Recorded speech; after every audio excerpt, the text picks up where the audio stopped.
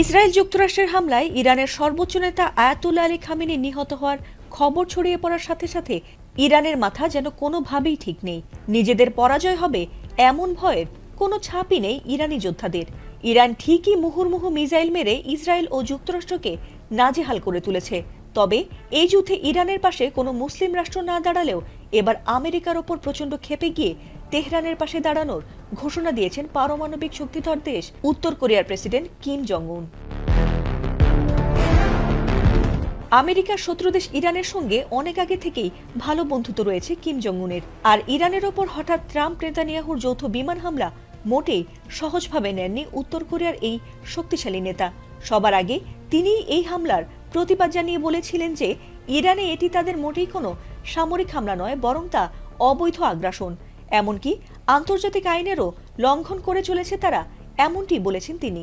তবে এবার ইরানের পাশে থেকে ইসরায়েল ও যুক্তরাষ্ট্রে সরাসরি মিসাইল মারার হুমকি দিয়েছেন তিনি। ইরানের পাশে থেকে কিম জং উনের এমন ঘোষণার পরপরই কিছুটা হলেও ট্রাম্পের কপালে দেখা দিয়েছে দুশ্চিন্তার ভাঁজ। এই যুদ্ধে একদিকে যুক্তরাষ্ট্র ও ইসরায়েলের পক্ষে অবস্থান নিয়েছে পারমাণবিক শক্তিধর ফ্রান্স, ইটালি, জার্মানি সহ পশ্চিমা বিশ্বের মোড়লরা। অন্যদিকে ইরানের পাশে পারমাণবিক শক্তিধর রাষ্ট্র চীন ও উত্তর কোরিয়ার অবস্থান এই যুদ্ধে অন্যদিকে মোড় নিতে যাচ্ছে।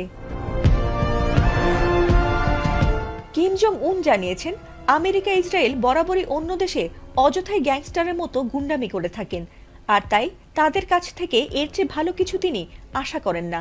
তবে খামেনিকে হত্যার পর যখন ইরান দখল করতে তারা মরিয়া হয়ে উঠেছে, ঠিক তখনই যেন তাদের বিরুদ্ধে হুঙ্কার দিলেন কিম জং উন।